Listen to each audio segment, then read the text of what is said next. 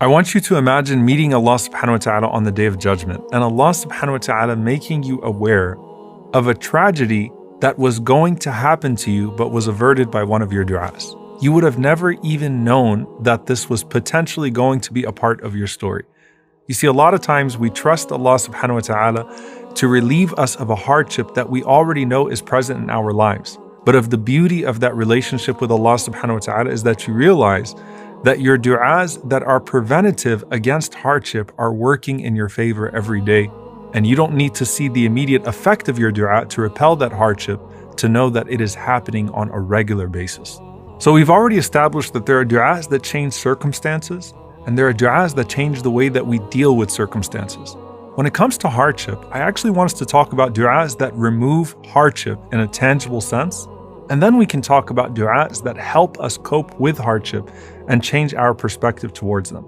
And when it comes to these du'as related to hardship, there are du'as we learn from the Prophet ﷺ that are preventative in their nature, and there are du'as that come after the fact. And subhanAllah, of the blessing of Adhkar al-Sabah wal-Masa, the morning remembrances and the evening remembrances, is that they actually include all of these du'as that are preventative in their nature, in relation to pain in this life and punishment in the hereafter. So there are two du'as that have a story behind them that are deeply profound and that should be repeated every single morning and every single evening.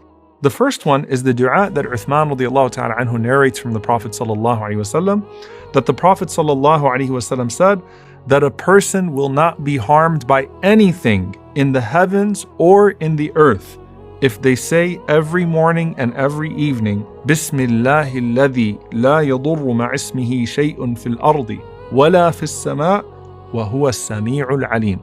That in the name of Allah, with whose name nothing is harmed on earth nor in the heavens, and He is the all-hearing and the all-knowing. So subhanAllah, when you say Bismillah, you are beginning every affair with the name of Allah subhanahu wa ta'ala, with whose name there is no harm that can coexist. Where Allah is, no harm can be. وَهُوَ السَّمِيعُ الْعَلِيمُ.